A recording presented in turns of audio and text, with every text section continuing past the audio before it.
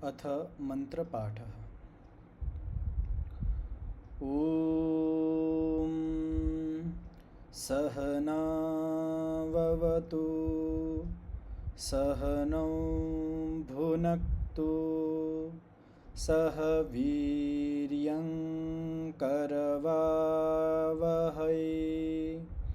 तेजस्विनावधीतमस्तु मा विद्विषावहै। ॐ शान्तिः शान्तिः शान्तिः।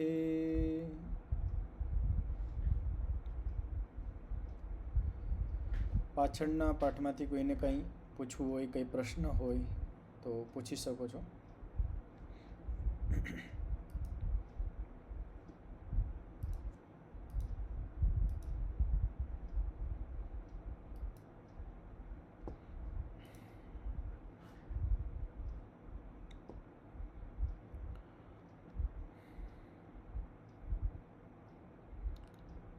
હવે યોગ દર્શનના સાધન પાદનો 5મો સૂત્ર આપણે આજ વાચનમાં લેશું. અને આ સૂત્ર અત્યંત વિશેષ છે. આ સૂત્રની અંદર અવિદ્યાનું સ્વરૂપ વર્ણન કરવામાં આવ્યું છે, અવિદ્યાને સમજાવવામાં આવી છે. અવિદ્યા બંધનનું કારણ છે, અવિદ્યા દુઃખનું કારણ છે, અવિદ્યા અશાંતિનું કારણ છે. જ્યાં સુધી આપણા અંદર અવિદ્યા હશે ત્યાં સુધી આપણે મુક્તિ પ્રાપ્ત ન કરી શકીએ, યા એમ કહી શકીએ કે ત્યાં સુધી આપણે બધા જ દુઃખોથી દૂર ન થઈ શકીએ. દુઃખનું મૂળ કારણ અવિદ્યા છે. કારણને આપણે હટાવી દઈએ તો કાર્ય હટી જાય. તો આપણે અવિદ્યાને હટાવી દઈએ તો દુઃખ પણ હટી જાય, કારણ કે દુઃખનું મૂળ કારણ છે અવિદ્યા. તો સૂત્ર છે અનિત્યા સૂચિ દુઃખાનાત્મસુ નિત્ય સૂચિ સુખાત્મક ખ્યાતિરવિદ્યા. આજાનું વ્યાસભાષ્ય આપણે જોઈએ તો અનિત્ય કાર્યે નિત્ય ખ્યાતિ, કે અનિત્ય કાર્ય में નિત્યની ખ્યાતિ, નિત્યનું જ્ઞાન કરવું એ અવિદ્યા છે. કાર્ય શબ્દથી આપણને શું સમજમાં આવે? કામ, કે આપણે જે કામ કરતા હોય કાર્ય. પણ અહીંયા કાર્ય શબ્દનો અર્થ છે વસ્તુ. કેવી રીતે?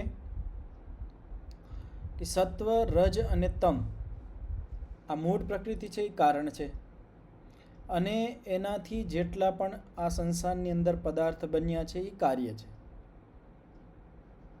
તો કાર્ય એટલે કાર્ય જગતની અંદર જે વસ્તુઓ છે એનું ગ્રહણ છે. અનિત્ય કાર્ય એટલે જે અનિત્ય વસ્તુઓ છે, જે વિનાશશીલ વસ્તુ છે, જેનો વિનાશ થશે એવી જે વસ્તુ છે, અનિત્ય વસ્તુઓ છે, એને નિત્ય માનવી, નિત્ય જાણવી, નિત્ય સમજવી એ અવિદ્યા છે. તદ્યથા આગળ ઉદાહરણ દેવામાં આવે છે કે જેવી રીતે ધ્રુવા પૃથ્વી, કે આ જે પૃથ્વી છે એ ધ્રુવા એટલે સ્થિર, નિત્ય. આ જે પૃથ્વી છે એ શું છે? નિત્ય છે. જે માણસ એમ માનતો હોય કે આ પૃથ્વીનો કોઈ દિવસ વિનાશ નહીં થાય, આ પૃથ્વી નિત્ય આમણમ બની રહેશે, તે અવિદ્યા છે. પણ આપણે સંસારમાં જોઈએ છીએ કે વધારે કરતાં 90% યા 95% આપણે કહીએ તો બધા પૃથ્વીને અનિત્ય જ માને છે, કે આ સંસાર એક સમય વિનાશ થશે. પણ ઘણા બધા સંપ્રદાયોમાં, ઘણા બધા મનુષ્યની એવી માન્યતા છે કે આ પૃથ્વી નિત્ય છે. ઘણા બધા મનુષ્યો પૃથ્વીને માને છે કે આ નિત્ય રહેશે, આ પૃથ્વીથી જ બધું ઉત્પન્ન થયું છે, એટલે પૃથ્વીને નિત્ય માનતા હોય, એનું પૂજન કરતા હોય. તો જે પણ પૃથ્વીને નિત્ય માનશે એ મોટામાં મોટી અવિદ્યા છે. અને શા માટે અનિત્ય આપણે એને માનવી જોઈએ, શા માટે લોકો એને નિત્ય માનતા હોય? એનું કારણ શું છે? આગળ ચંદ્ર અને તારાનું પણ ઉદાહરણ દેવામાં આવ્યું છે કે આપણો જન્મ થયો ત્યારથી અત્યાર સુધી અને આપણા જે વડીલો છે એને આપણે જોઈએ છીએ, આપણા કેટલી પેઢીઓ આમાં નીકળી ગઈ છે, છતાં આ સૂર્ય, ચંદ્ર, પૃથ્વી બધું એમણમ છે. એટલે ઘણા બધા મનુષ્યને એવું લાગે કે આ બધું એમણમ જ રહેવાનું છે, કે અમારા કેટલો આપણે ઇતિહાસ ઉપર રામના સમયે પણ આ સૂર્ય હતો, કૃષ્ણના સમયે પણ આ જ સૂર્ય હતો, અને આપણે જોઈએ તો જ આ સૂર્ય છે. તો ઘણી બધી વખત એવું લાગે કે આ બધા મરતા જાય છે પણ આ સૂર્યનો વિનાશ નથી થતો, આ પૃથ્વીનો વિનાશ નથી થતો, એટલે આ નિત્ય હશે એવું મગજ બનાવી લે છે. તો જે માણસ આ પૃથ્વી અને ધ્રુવાશ્ચ સચંદ્ર તારકા દ્યવ અને ચંદ્ર, ચાંદ અને તારાઓ સહિત જે દ્યુલોક છે એને જે નિત્ય માને છે, કે આ અંતરિક્ષ લોક જે દેખાય છે જેની અંદર લાખો અબજો તારાઓ છે, ચંદ્રમા છે, જે એને નિત્ય માને છે, આ બધું નિત્ય રહેવાનું છે, આ કોઈ દિવસ આનો વિનાશ નથી થવાનો, આ મોટામાં મોટી અવિદ્યા છે, વિપરીત જ્ઞાન છે, ખોટું જ્ઞાન છે. અહીંયા સુધી તો આપણને સમજમાં આવે, અહીંયા સુધી તો અત્યારે લગભગ માણસો એમ માને છે કે આ બધું અનિત્ય છે.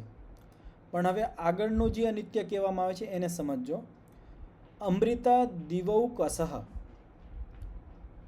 કે દિવૌકસઃ, ઔકસ કહેવાય ઘર, કે દેવલોક છે, જે દેવ છે એ કેવા છે? અમૃત છે. જે દેવલોકમાં જે રહેતા હોય, દિવલોક જેનું, દિવ્યલોક જેનું ઘર હોય એને કહેવાય. જે દેવલોક દિવ્યલોકની અંદર રહેતા હોય એવા જે દેવ છે એ અમૃત છે. અમૃત એટલે મરવાના નથી, અમર છે, નિત્ય છે, એવું જે માનતા હોય એ મોટામાં મોટી અવિદ્યા છે. અને આ વ્યાપક રૂપમાં જોવામાં આવે છે આપણે સંસારની અંદર. ઘણા બધા એમ સમજતા હોય કે આ ઋષિ અત્યાર સુધી જીવિત છે, અમર થઈ ગયા છે. ઘણા બધા કહેતા હોય હનુમાનજી છે એ અમર છે, મેં એના દર્શન કર્યા. ઘણા બધા કહેતા હોય કે મેં રામના દર્શન કર્યા. ઘણા બધા કૃષ્ણના કહેતા હોય. તો બધા અત્યારે સમાજમાં આપણે જોઈએ તો અલગ અલગ સંપ્રદાયો છે, તો બધા એના દેવતાને માનતા હોય કે અમારા દેવતા અમર છે અને એ કોઈ દિવસ મરતા નથી. એ જે સારા માણસો એને દર્શન આપે છે. તો અહીંયા આ યોગ દર્શનનું ઋષિકૃત શાસ્ત્ર છે એની અંદર ચોખ્ખું કહેવામાં આવ્યું છે કે અમૃતા દિવૌકસઃ, કે જો દેવગણ છે એને જે અમૃત માને છે, નિત્ય માને છે, અવિદ્યા છે, વિપરીત જ્ઞાન છે, મિથ્યા જ્ઞાન છે. દેવલોક જે દેવ છે એનું જીવન લાંબુ હોઈ શકે પણ નિત્ય ન હોઈ શકે. દેવ બે પ્રકારના હોય, જડ અને ચેતન. ચેતન દેવતા આપણે લઈ કે આપણા માતા પિતા, ગુરુ, સારા વિદ્વાનો, આચાર્ય, ઋષિ, જે દેવકોટીના માણસો છે, જે સારું જીવન જીતા હોય, જેનું સ્વાસ્થ્ય સારું હોય, એ લાંબુ જીવે. પણ એક સમય એનું પણ મૃત્યુ થાય. પણ ઘણા બધા માણસોને એવો મગજ હોય, એવું સમજતા હોય કે આ મર્યા પછી અમર થઈ જાય છે, શરીર તો વયું જાય પણ આ નિત્ય રહેવાના છે, એમ ગણતા હોય. એવું નથી. હા, એ એમ કહી શકીએ કે જે દેવગણ છે, સારા ઋષિઓ છે, મહાપુરુષો છે, એને જે કાર્ય કર્યા છે એ અમર છે, કે એ લાંબા સમય સુધી રહેશે. પણ એ પણ એક સીમા સુધી, આ સૃષ્ટિ સુધી. આપણે અત્યારનો ઇતિહાસ આપણે જોઈએ તો આપણા પાસે આ જે ચતુર્યુગી છે એનો જ ઇતિહાસ છે, રામ અને કૃષ્ણ સુધી. એની પાછળનો ઇતિહાસ આપણા પાસે નથી. તો જે દેવગણો કાર્ય કરવાના છે એ કાર્ય પણ અમર નથી રહેવાના. એક સમય પછી ઇતિહાસ મટી જાય છે, નવો ઇતિહાસ આવી જાય છે. આના પહેલાં સૃષ્ટિનો આપણા પાસે કોઈ ઇતિહાસ નથી.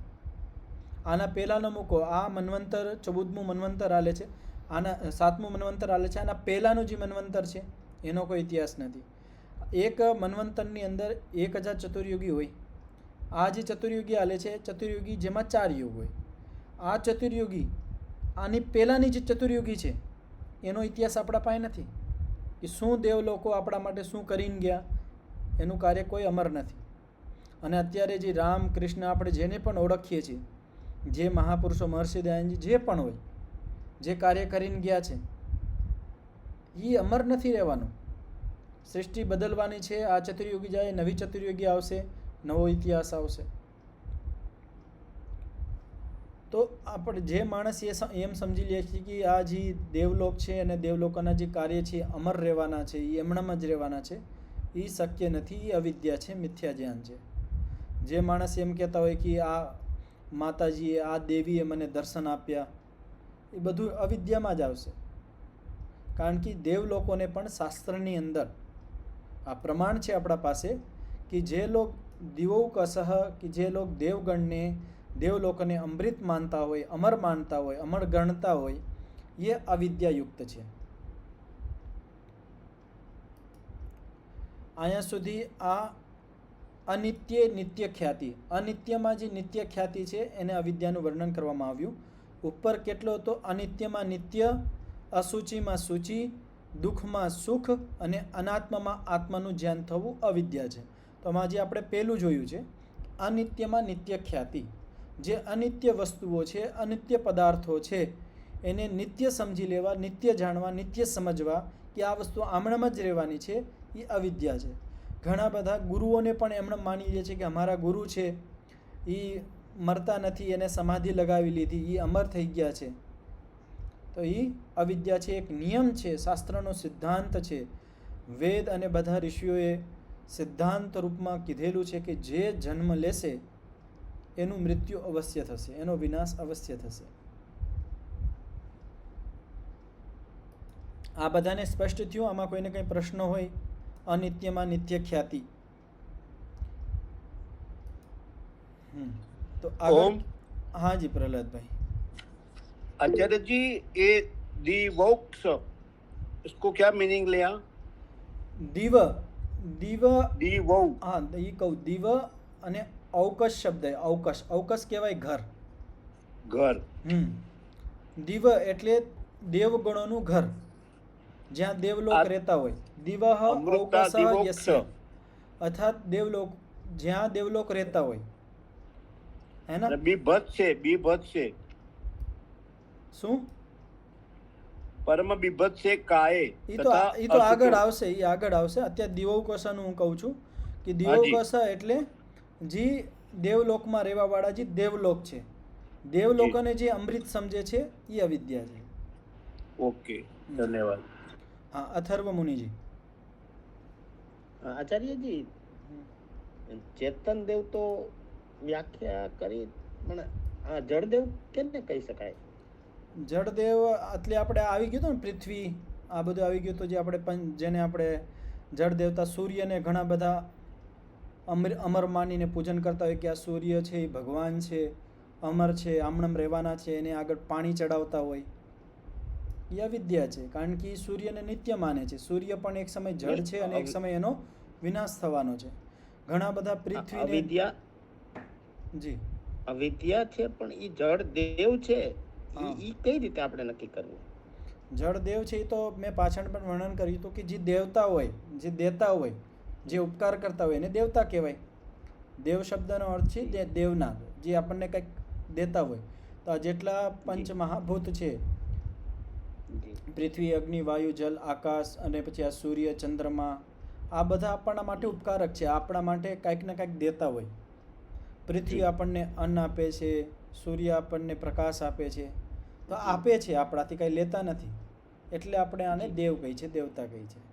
પણ ઘણા બધા લોકો આ દેવતાઓને પણ નિત્ય માને છે કે આ જળ દેવતા છે, અનિત્ય છે અને એનું પૂજન કરતા હોય. તે અવિદ્યા છે. કારણ કે એક સમય આ પણ વિનાશશીલ છે, આનો પણ વિનાશ થવાનો છે. હા, આનું જે જળ દેવતા છે, ચેતન દેવતા છે, એનું સન્માન કરવું જોઈએ, સત્કાર કરવું જોઈએ, એનો આદર કરવો જોઈએ. જે ચેતન દેવતા છે એનું તો આપણે સાક્ષાત સન્માન અને આદર કરી શકીએ છીએ, પણ જે જળ દેવતા છે એનું પણ સત્કાર અને સન્માન કરવું જોઈએ. એટલે એનો સદુપયોગ કરવો જોઈએ. આપણે જે આપણું વાતાવરણ છે, વાયુ છે, એને શુદ્ધ રાખવી, તો વાયુ દેવતાનું સન્માન છે, સત્કાર છે. આપણે વાયુને દૂષિત કરતા હોય અને વાયુનું પૂજન કરતા હોય તો એ ખોટું. વાયુ અનિત્ય છે, વાયુ જળ દેવતા છે, એક સમય નાશ થવાનો છે. પણ વાયુથી આપણે ઉપકાર લઈએ છીએ તો આપણું પણ કર્તવ્ય છે કે આ વાયુને શુદ્ધ રાખીએ. યજ્ઞ, હવન, આની અંદર સારા દ્રવ્યો હોમીને આ વાયુને આપણે શુદ્ધ રાખીએ, સૂર્યને શુદ્ધ રાખીએ.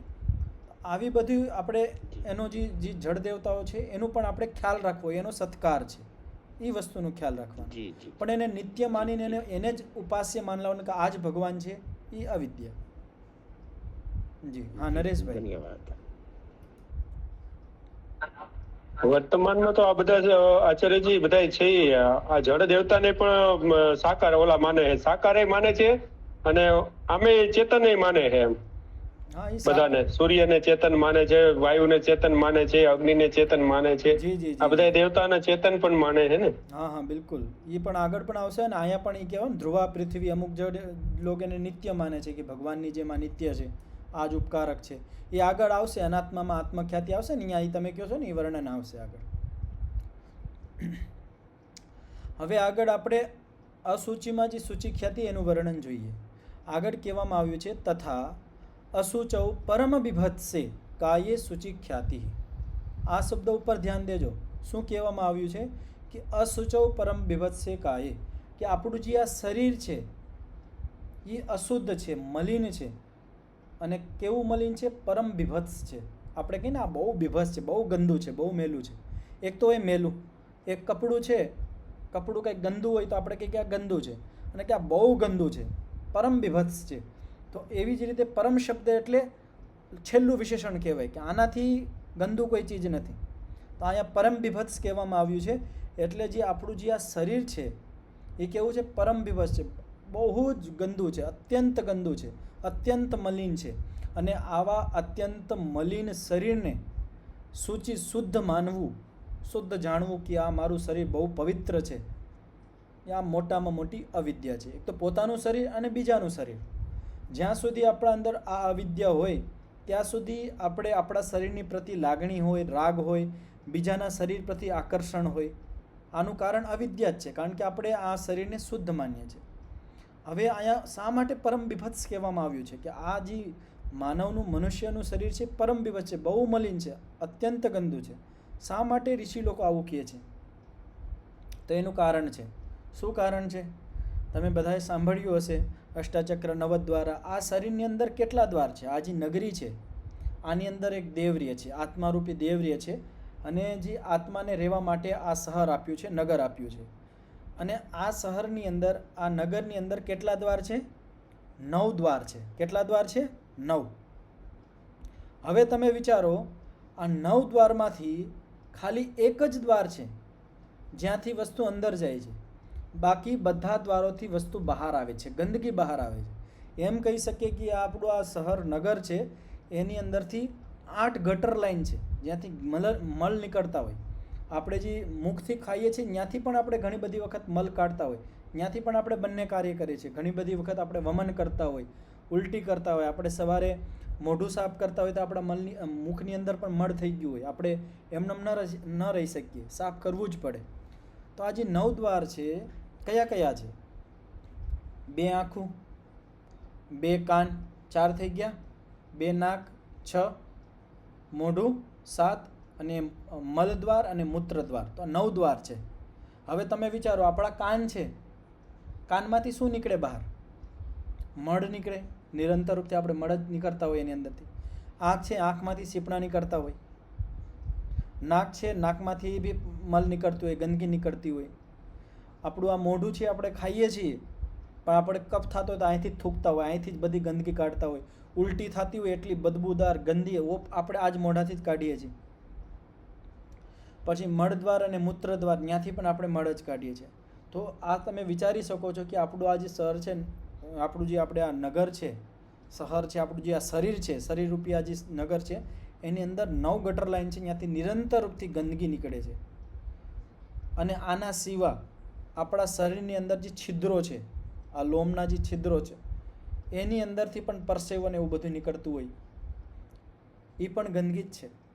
આ નખ નીકળે છે, એ પણ ગંદકી છે. આપણા વાળ છે, એ પણ મળરૂપમાં છે. તો આટલી બધી આપણા શરીરની અંદરથી ગંદકી નીકળતી હોય, એના માટે શું કહેવામાં આવ્યું? ઋષિ આને શું કહે છે? પરમ વિભસ્ત છે. અને આની વાહે માણસ પાગલ હોય, ગાંડો હોય, થઈ જાય, એટલો બધો રાગ હોય, પોતાના શરીરથી પણ અને બીજાના શરીરથી પણ.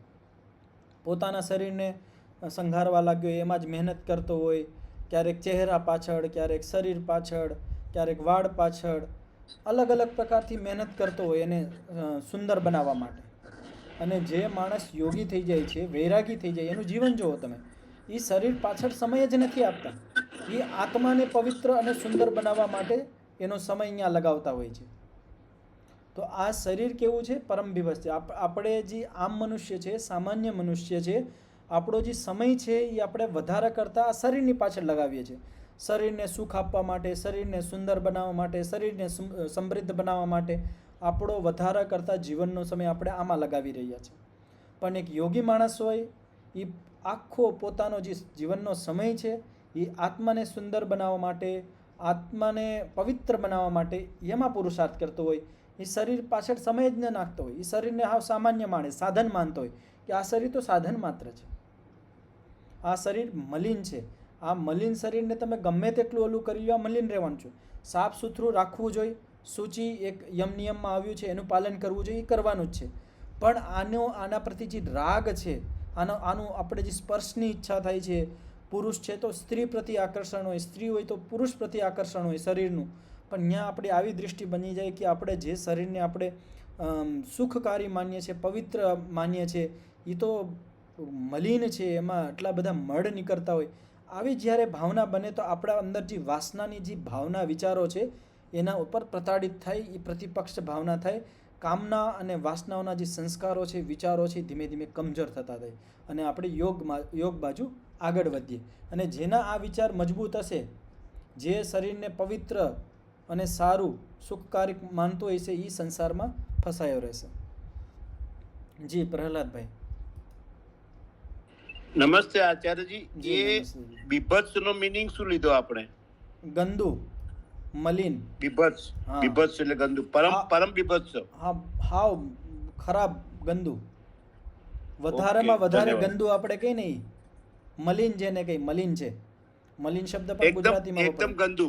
એકદમ ગંદુ એમ કહી શકીએ, બધા કરતા ગંદુ. આપણે જેટલી વસ્તુ આપણે જોતા હોય ને એનું કારણ શું છે તમે વિચારો. તમે જોયું હશે કે જે માનવનું મળ છે એ બધા પ્રાણીઓ કરતાં બદબૂદાર ગણવામાં આવે છે. બીજું પણ હોય પણ માનવનું મળ બહુ બદબૂદાર હોય આપણે બીજા પ્રાણીઓ કરતાં. માનવના શરીરમાંથી એટલું ગંદકી નીકળતી હોય એટલે આપણું જે શરીર છે ને પરમ વિભત્સ છે. આપણું દેહાવસાન થઈ જાય, વિચારી જુઓ કે આપણું દેહાવસાન થઈ જાય પછી જે આપણા સગાઈ આપણને હાથ લગાવતા પણ બીવે છે અને આપણે હાથ લગાવી દઈએ છીએ તો આવીને પછી નાય છે. કેટલું બધું મલિન હશે કે આપણું શરીર મર્યા પછી આપણે 1-2 દિવસ રાખી દઈએ તો કેટલી બધું બદબૂ આવવા માંડે છે, કેટલી દુર્ગંધ આવવા માંડે છે આના અંદરથી. આપણે થોડાક દિવસ પણ આ શરીર આત્મા આમાંથી નીકળી જાય પછી રાખી ન શકીએ. જી જી ધન્યવાદ. એટલી બધી આ શરીર ગંદુ છે કે આપણે જેના પ્રતિ શરીર પ્રતિ બીજાના શરીર પ્રતિ રાગ હોય એ મરી જાય છે. પછી તમે જો એને હાથ લગાડવાથી પણ માણસ બીવે છે કે નહીં, બીજી કાંઈ કપડાથી હાથ કરીને એમાં રાખતા હોય અને આવીને પછી સ્નાન કરતા હોય એનું અંતિમ ક્રિયા કર્યા પછી. તો આ શરીર છે આપણું એ મલિન છે. આમાં 9 મળના તો દ્વાર છે, ત્યાં નિરંતર રૂપથી મળ નીકળે છે. તો આપણા જે શરીર પ્રતિ જે રાગ છે એને ઓછો કરવો હોય તો આ આપણે વાસ્તવિકતા શરીરની સમજીએ. આ ઋષિઓએ જે વાસ્તવિકતા સમજાવી છે એ આપણે સમજીએ તો આપણે આપણા શરીર પ્રતિ અને બીજાના શરીર પ્રતિ જે રાગ છે, આસક્તિ છે એ ઓછી થતી જશે. હવે ઋષિઓ પ્રમાણે સમજીએ કે આ શરીર શા માટે મલિન છે, એના અહીંયા કુછ બિંદુ કહેવામાં આવ્યા છે. શ્લોક છે સ્થાનાત બીજાત ઉપસ્તંભાત નિષ્યંદાન નિધનાદપી કાયમાધેય શોચત્વાત પંડિતાહી અશુચિમ વિદુઃ. તો અહીંયા કારણો કહેવામાં આવે છે કે આપણું શરીર શા માટે મલિન છે, શા માટે પરમ વિભસ્ત છે. તો પહેલું છે સ્થાનાત, કે આપણું શરીર જ્યાંથી નીકળે છે, જ્યાંથી આપણે જન્મ થાય છે, એ જે સ્થાન છે એ મલદ્વાર છે.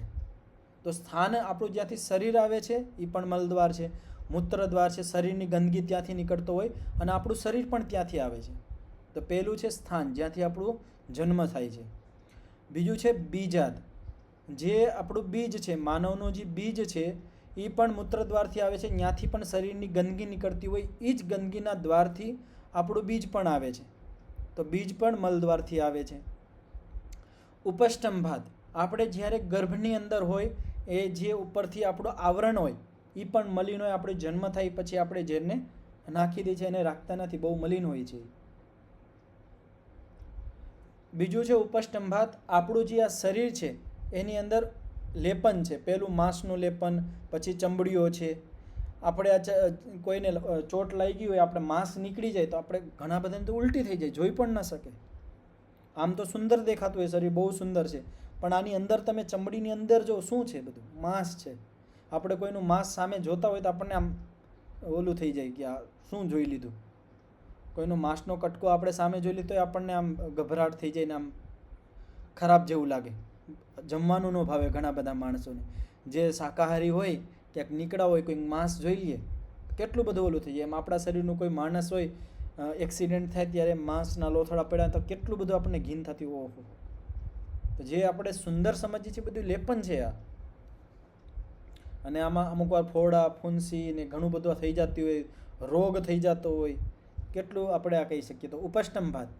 પછી કહેવામાં આવ્યું છે નિસ્યંદાન. નિસ્યંદાત એટલે શું?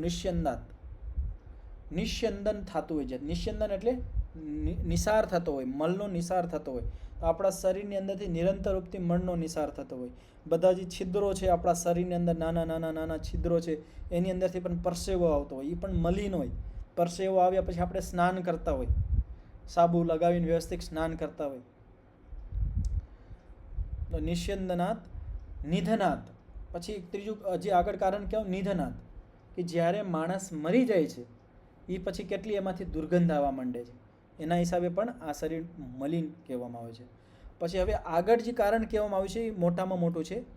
કાયમ આધેય શોચત્વાત પંડિતા. કાયમ આધેય શોચત્વાત એ સમજો કે આ શોચનો આધાર છે. શોચનો એટલે શુદ્ધિનો આધાર છે, કે આ શુદ્ધિ વગર ન રહી શકે. આપણે નિરંતર રૂપથી શુદ્ધિ કરવી પડે. એ જે વસ્તુની શુદ્ધિ કરવી પડે એટલે એને મલિન છે. આપણે પાસે એક પથ્થર હોય, માની લો પથ્થર આપણે રાખ્યો હોય, એને ઢાંકી દો કંઈક, તો એની શુદ્ધિ ન કરવી પડે. પણ આપણે આ શરીરને આપણે ઢાંકી દઈએ કપડાથી, છતાં પણ આપણે શુદ્ધિ કરવી પડે છે. આ કપડાને પણ ધોવા પડે છે. આ કપડાં પણ મલિન થઈ જાય છે. બહારથી નહીં, બહારથી તો થોડુંક થતું હોય, પણ આપણા અંદરના શરીરના અંદરથી જે પરસેવોને જે ગંદકી નીકળતી હોય એના હિસાબે આપણા કપડાની અંદર પણ વાઇસ થઈ જતી હોય, દુર્ગંધ આવી જતી હોય. તો આપણું આ શરીર કેવું છે?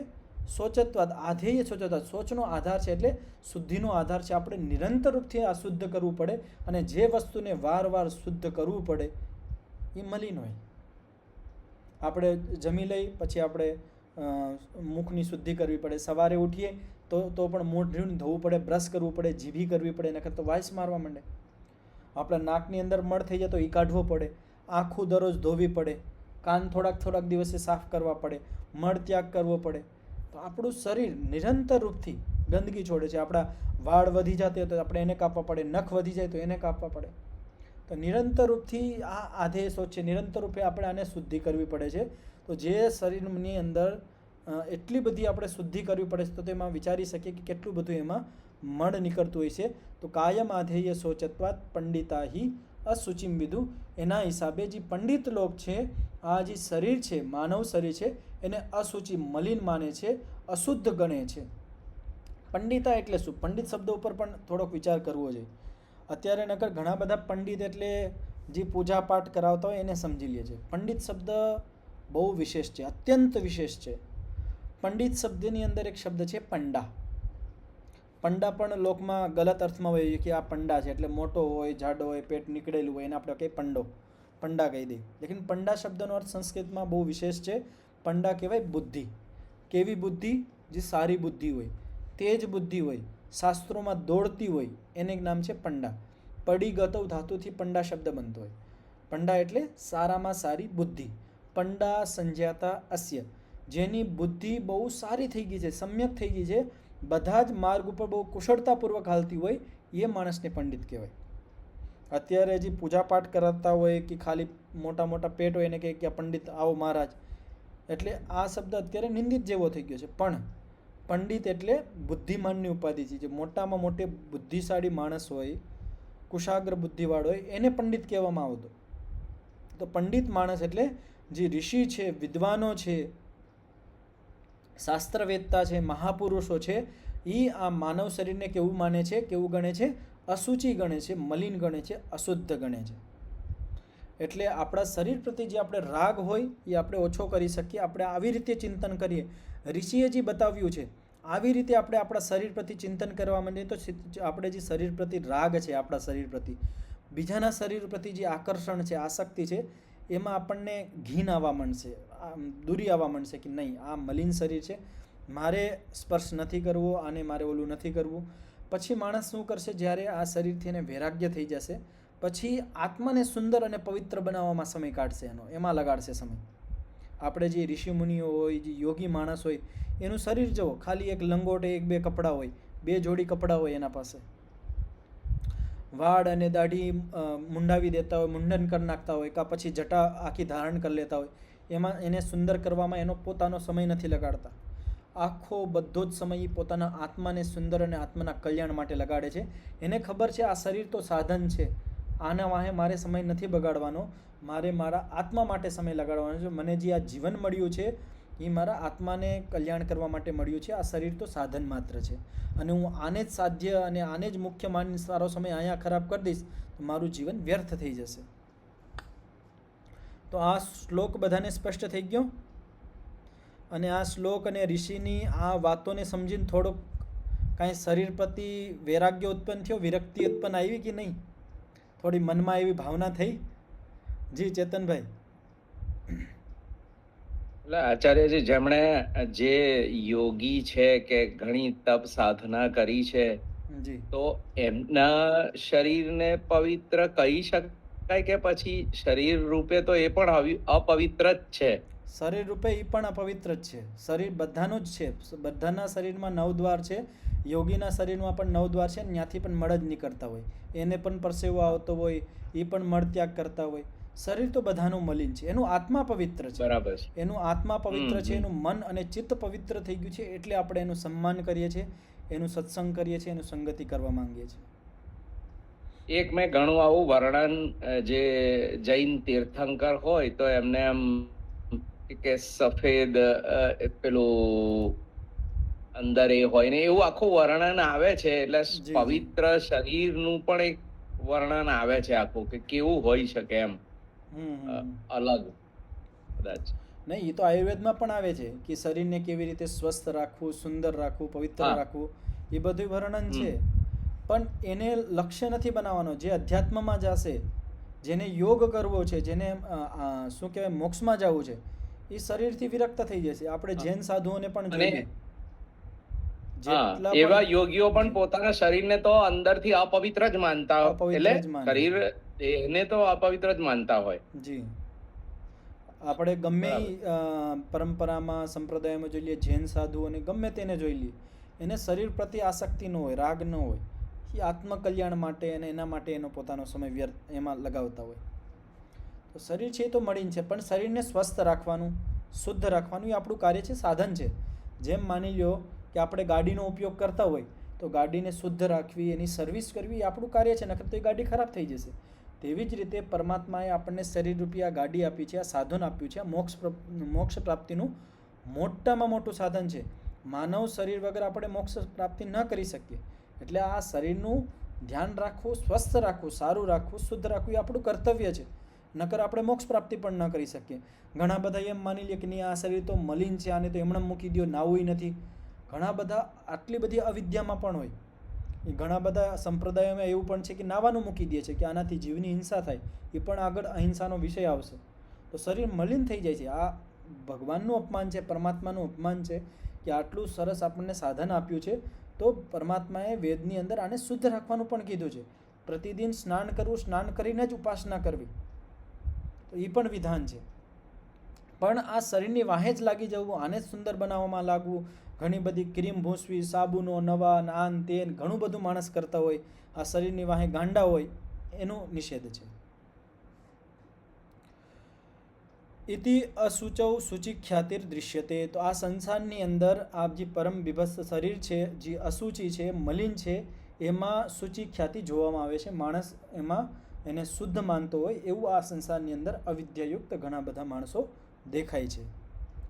હવે અહીંયા એક ઋષિએ વર્ણન કર્યું છે.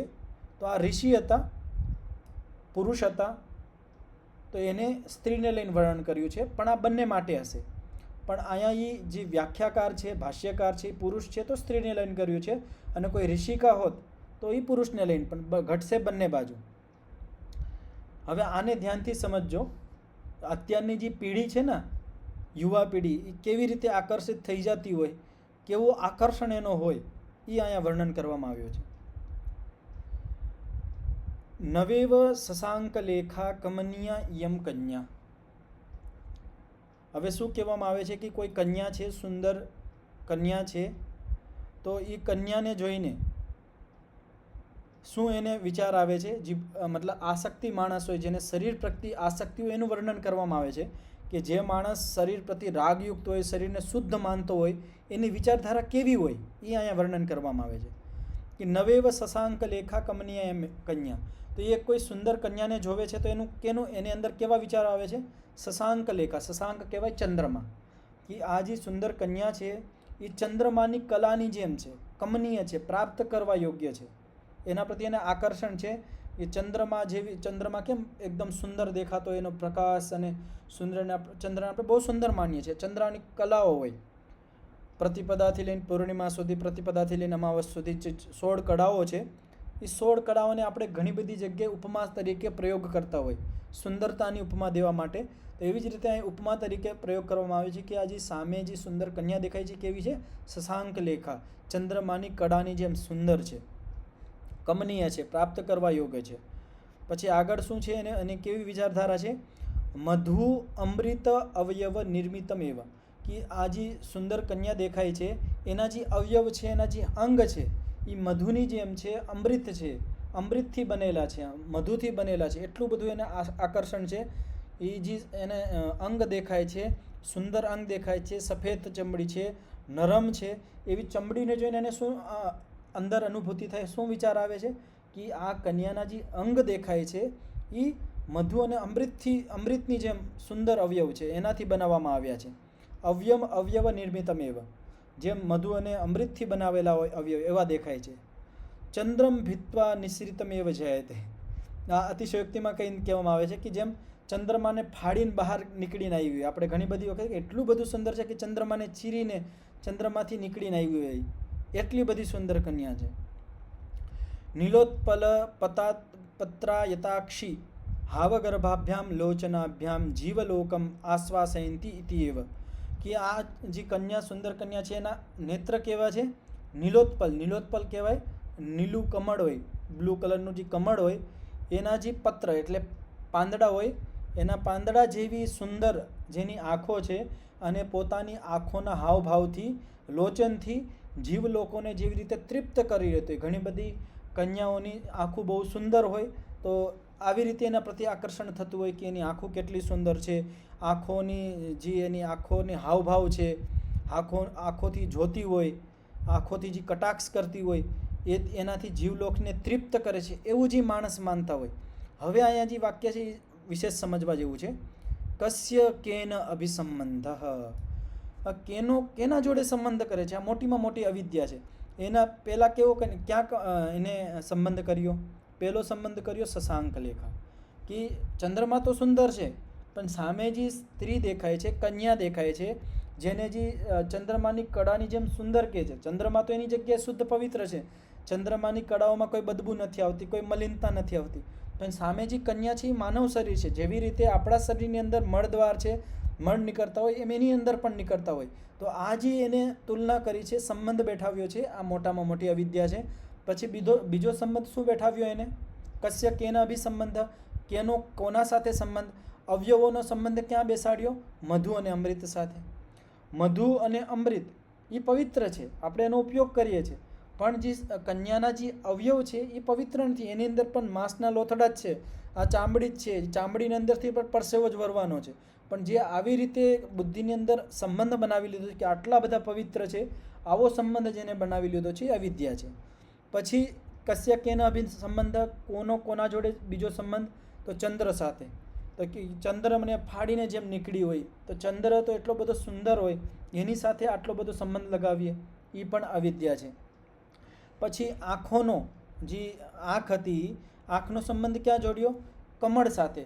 કે જે સુંદર કમળ હોય બ્લુ કલરનું, નીળા કલરનું, નીલા કલર કો ગુજરાતીમાં શું કહેતા હોય ખબર નહીં, આપણે બ્લુ કલર જેને કહીએ છીએ, તો જે બ્લુ કલરનું જે કમળ હોય એના જે પાંદડા હોય એના સાથે આંખનો સંબંધ બેઠા હોય, એના સાથે એની ઉપમા આપે છે.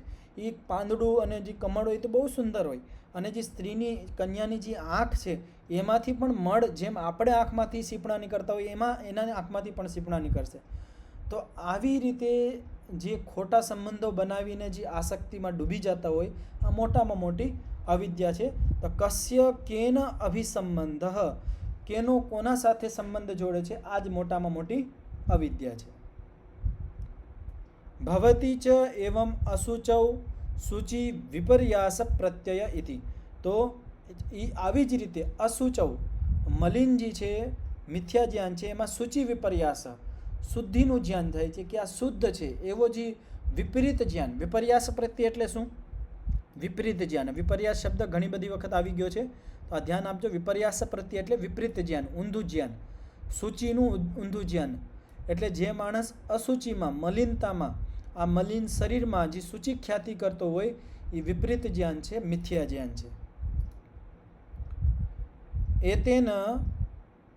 એતેન અપુણ્ય પુણ્ય પ્રત્યય. તો હવે બીજી વસ્તુ સમજાવવામાં આવે છે કે તેવી જ રીતે અપુણ્ય કર્મોને જે પુણ્ય સમજતો હોય, એટલે જે અશુદ્ધ કર્મ છે, જે છોડી દેવા યોગ્ય કર્મ છે, એને જે સારા કર્મ સમજતો હોય. જે પાપયુક્ત કર્મ છે, મલિન કર્મો છે, એને જે સારા કર્મ સમજતો હોય. કેવી રીતે? ઘણા બધા તમે જોયું હશે કે મંદિરમાં બકરીની બલિ ચડાવતા હોય, મુર્ગાની બલિ ચડાવતા હોય, હવે એને પુણ્ય કર્મ સમજે છે, એને એ શુદ્ધ કર્મ સમજે છે. એ મોટામાં મોટી અવિદ્યા છે એ પાપ કર્મ, પણ એને સમજે છે પુણ્ય. તો અપુણ્ય પુણ્ય ખ્યાતિ, જે અપુણ્ય કર્મોને પુણ્ય માને છે, પવિત્ર માને છે કે આ કર્મ પવિત્ર છે, એ મોટામાં મોટી અવિદ્યા છે.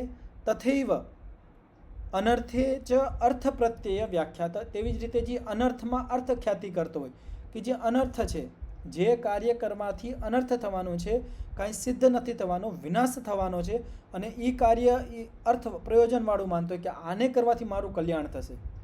જે કાર્ય કરવાથી અનર્થ થવાનો છે, વિનાશ થવાનો છે, એ કાર્યને કરીને સમજે છે કે મારું આનાથી કલ્યાણ થવાનું છે. તો આ મોટામાં મોટી અવિદ્યા છે. અનર્થ કાર્યો પણ મલિન હોય છે, અનર્થ વસ્તુ પણ મલિન હોય છે. એમાં જે વસ્તુને જે માણસ રાગ રાખે છે, એને શુદ્ધ અને પવિત્ર માને છે, પવિત્ર જાણે છે, એ મોટામાં મોટી અવિદ્યા છે. તો આ બધાને સ્પષ્ટ થયું? આમાં કોઈને કંઈ પ્રશ્ન હોય તો પૂછી લેજો. આ વિશેષ સૂત્ર છે, અને આને જીવનમાં જેટલો સમજશો એટલો તમારે સંસાર પ્રતિ જે રાગ છે એ ઓછો થતો જશે, અને જેટલો રાગ ઓછો થશે એટલું તમારું દુઃખ ઓછું થશે. મૂળ કારણ છે રાગ. આપણે રાગના કારણે આ સંસારથી બંધાયેલા છે, લોકોથી બંધાયેલા છે, અને આ રાગથી આપણે વિરક્ત થઈ જાય, આપણે કોઈની જરૂરત નથી પડતી. માણસ એકબીજા સાથે રાગના હિસાબે જ જોડાયેલો છે, એની જરૂરિયાત છે. જ્યાં સુધી જરૂરિયાત રહેશે ત્યાં સુધી આપણે સંસારના લોકો અને સંસારથી બંધાયેલા રહીશું. અને જેમ જેમ આપણે રાગથી મુક્ત થશું, આપણે સંસારથી મુક્ત થઈ જશું, આપણે કોઈની જરૂર નહીં પડે. જે યોગી માણસ હોય એને કોઈ બંધન જ નથી. એના પાસે એક થેલો હોય, 2 જોડી કપડાં હોય, આજ અહીંયા છે, કલ ત્યાં છે. સંસારનું કોઈ બંધન એને બાંધી નથી શકતું, કોઈ માણસ એને રોકી નથી શકતો. એની જરૂરિયાત હવે રહી જ નથી, કારણ કે એનો રાગ સમાપ્ત થઈ ગયો છે. અને જ્યાં સુધી આપણે આ સંસારની વસ્તુઓને જે મલિન છે, અશુદ્ધ છે, એને આપણે શુદ્ધ ગણશું ત્યાં સુધી આપણી આસક્તિ ત્યાં રહેશે, આપણે જોડાયા રહેશું. આનો મતલબ એવો નહીં સમજી લેવાનો કે આપણે શરીરને હાવ નકારી દેવાનું, એને શુદ્ધ નહીં રાખવાનું, એને સ્વસ્થ નહીં રાખવાનું, એવું નથી. શરીરને સ્વસ્થ રાખવાનું, શુદ્ધ રાખવાનું, બધા સાથે સંબંધ રાખવાની બધી જ વસ્તુ છે, પણ એને લક્ષ્ય નહીં બનાવી લેવાનું કે આ જ લક્ષ્ય છે, હવે આમાં જ આપણું આખું જીવન લાગી જાય, એવો લક્ષ્ય ખોટો છે, અવિદ્યા છે. આ આપણો લક્ષ્ય નથી. આ સંસારની અંદર આપણી જે આ શરીર છે, આપણા માતા પિતા, પુત્ર, પત્ની, ગમે એ સંસારમાં આપણને દેખાય છે, બધા સાધનો છે, મિત્ર છે, આપણા સાધનો છે. આનો ઉપયોગ કરીને આપણે મોક્ષ બાજુ જવાનું છે. આમાં જ ફસાઈ નથી જવાનું. તો સમય થઈ ગયો છે, આજે આટલું જ રાખીએ, અને આના ઉપર વિચાર કરજો ગંભીરતાથી, જેટલું બને સમય કાઢજો થોડોક. આપણું માનવ જીવનનું મુખ્ય કાર્ય છે મોક્ષ બાજુ જવું, આત્મા અને ઈશ્વરને સમજવું, તો આજે આપણે આ જે ઋષિઓની વાતને અહીંયા સમજવાનો પ્રયાસ કર્યો છે. આને ચિંતન મનન કરજો અને જેટલું હોઈ શકે વ્યવહારમાં લાવવાનો પ્રયાસ કરજો. ઓમ. 3 વખત શાંતિનું ઉચ્ચારણ કરીને પાઠનો વિરામ કરીશું. ઓમ શાંતિ શાંતિ શાંતિ. સર્વેભ્યો નમઃ. બધાને સાદર નમસ્તેજી. નમસ્તેજી. નમસ્તે જી. ધન્યવાદ આચાર્યજી. આપનો બહુ બહુ નમસ્તેજી.